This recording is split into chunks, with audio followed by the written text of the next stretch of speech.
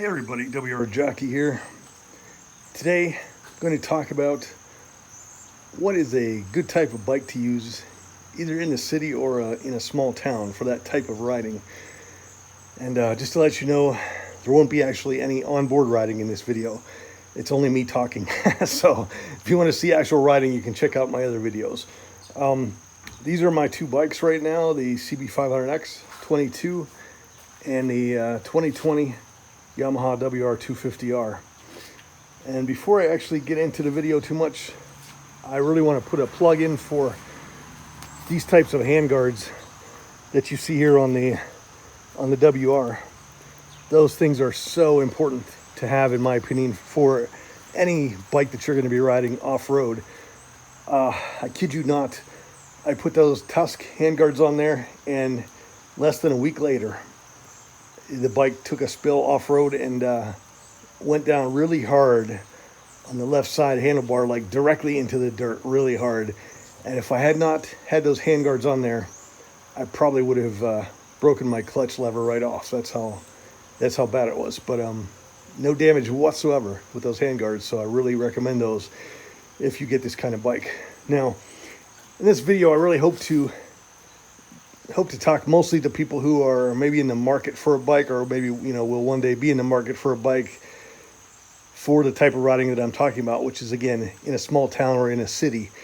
I live in a small town of about 20 to 30,000 people, and I have previously lived in a suburban area, and I am familiar with city traffic and what that's like. So, and I think it's actually pretty comparable in both scenarios if you're talking about downtown city riding or small town riding in town. In both of those scenarios, a dual sport bike would work really well. And I hope to open your eyes a little bit to why a dual sport bike might be worth considering. If some of you haven't really considered that type of bike before, I hope to open your eyes as to maybe why you might want to at least consider one if you might be in the market for a bike. So, why is the WR so well suited to that type of riding? I'm going to talk about that. One reason is its weight. Okay, this WR right here, this 250 WR is less than 300 pounds wet weight, as opposed to my 500X, which is about 430 pounds or so wet weight. Now, both of these bikes are good for the type of riding I'm talking about. However, in my opinion, the dual sport bike, this WR, is even better than the 500X for the reasons I'm going to give you. One is its weight. It is so lightweight. It is really a joy to ride. And I'm telling you, when I jump from the 500X to the WR, I can definitely notice the weight difference. The WR is so much narrower, and it feels that way. And I can definitely notice the weight reduction when I jump from one bike to another. So that's one reason. Along with that comes agility and nimbleness of the WR. It can move in and out of traffic so very easily. And that's an advantage that it has. Now, some of you, maybe to this point, you've only been thinking about a mid-displacement bike, like a 500 or 600, or maybe even a sport bike for, say, city riding or in-town riding. I'm here to tell you that this WR at 30 horsepower has more than enough power for riding in town or even on city streets. Now, I'm not talking about the outskirts of a city, like on freeways. Yes, you could ride the WR in that scenario, but again, for in-town riding, it has plenty of power. This WR, even opening it only to like half throttle, I still leave cars in the dust whenever I leave a stoplight. They're just never even close to me. So it's got plenty of power. And if I were you and you were considering a dual sport bike, I would suggest sticking to at least a 250, 250 or 300 and above. I guess a 125 could work for you, but and maybe that's your preference, that's fine. But I'd recommend a 250 and up for the little bit of added power that you'd get. You could go up as high as like even a 650 with something like the Honda XR 650L. But that's really overkill even for in-town riding or city riding. It's more power than you need, and it's more weight than you need, to be honest with you. I used to have an XL500, so yeah, it's a great bike, and I loved it. But honestly, the lighter bike is actually preferable in my opinion, and you still get plenty of power. But please don't give up your man card and and get a scooter rather than a motorcycle. Please don't do that. Now, I'm joking about the man card part, but honestly, motorcycles have an advantage in pretty much every category over a scooter, with the possible exception of storage capacity. Scooters, I am aware, can have really good storage available, whereas motorcycles generally do not have that as much. But you can overcome that with a backpack or whatever. But I strongly recommend a motorcycle over a scooter. They have much better suspension, much better brakes, much more suited to road use. I honestly see guys riding around my small town on scooters wearing shorts, a t-shirt, and flip-flops or tennis shoes, literally, and no helmet. And I mean, what are they thinking?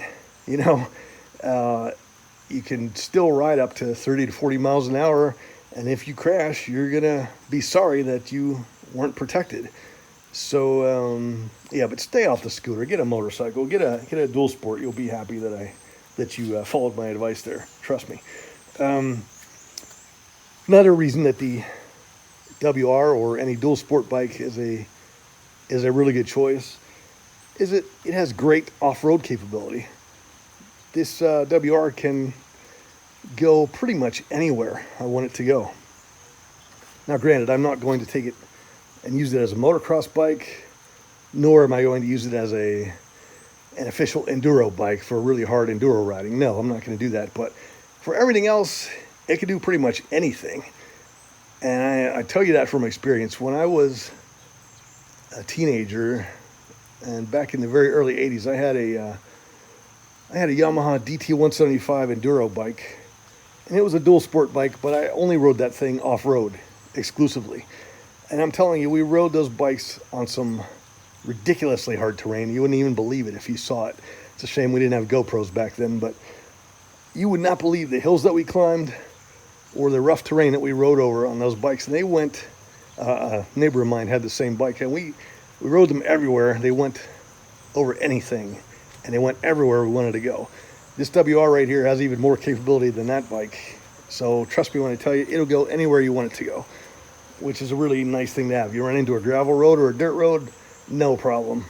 As you can see, it has plenty of suspension, and there's no issue there whatsoever. And the WR and most dual sports are also going to get fantastic gas mileage. I get somewhere around 65 miles to the gallon on this WR. Of course, I also get pretty much the same gas mileage on my 500X. So those two are more or less equal in that respect. But I guess the final reason I would say consider a dual sport is they are so much fun to ride. I mean, truly. I get a smile every time I swing a leg over this thing. That is, once I'm actually on the bike, because the seat height is a pretty crazy seat height on this bike. It's 36 point something inches, close to 37, I think. It's just really high. It's too high in my opinion, and I have a little bit of difficulty getting on and off the bike for that reason. And as I get older and lose more flexibility, it may become even more difficult. But I would gladly give up a couple inches of suspension travel to have a 2-inch lower seat height. But hey, the bike is what it is. I think a lot of dual sports don't quite have the same seat height as this WR. So, you can check that out. Shout out to a friend of mine on YouTube, Finding Neutral, has a XT250. It's a beautiful bike, and it has, I think, a somewhat shorter seat height than this WR, so you can check out something like that. Besides that, they quit making this WR. The last year that Yamaha offered it brand new was in 2020, so you're not going to find this brand new now, most likely. But again, you can look at plenty of other dual sports out there. The XT250, the Honda Kawasaki 300s, things like that. There are many to choose from, and they all have pretty much the same advantages in my opinion. So the 500X while it certainly can be used for city riding or in-town riding, like I'm talking about, the advantage that it has over the dual sport is obviously more power and better for highway riding. I'm aware that people do ride and have ridden bikes like the WR on the highway, and they do that all the time. It can handle it. The only thing is it doesn't have a lot of power in reserve for passing and that sort of thing. And also it's lightweight. You can get blown all over the road if if there's a lot of truck traffic around. So I don't prefer to ride the WR on the highway. As a matter of fact, that's why I got the 500X, because if I want to go very much outside of my town, and that's going to require highway riding, the 500X is the preferred machine there. Gives me plenty of added power and speed, plenty of passing power to overtake vehicles, and it's just a better choice for highway riding. But I'm telling you, if you have never considered a dual sport bike, you owe it to yourself to at least consider them. Take a test ride if you can. If you know a friend who has one, ask if you can ride it, because I'm telling you, you may be pleasantly surprised. If you never considered one, I am here to tell you you should consider one for in-town riding or city riding, because they have so many good things going for them. And again, I have so much fun riding this WR as well as the 500X. But the lightweight of the WR and its maneuverability and flickability, if you will, there's pretty much nothing else like it in the motorcycle world. And I love the bike. I love both of these bikes. I don't plan to sell either one, really, for a very long time, if ever. So, yeah, I think that's all I really had to say today. But yeah, honestly, it's just a plug for dual sports in general, especially for in-town riding, city riding. They really work out well. When I was young, back in the mid-'80s, I had the XL500, and I rode that back and forth to college classes, things like that. And it was fantastic for that. It was really, really nice. And the WR is in the same vein here. So again, something to consider. One of these days I'll give you another riding video or two before the cold weather sets in here in Pennsylvania. But these are really very nice bikes, both of them. I like them both a lot. That's all I have to say for now. I'll catch you next time. Ride safe. This is WR Jockey.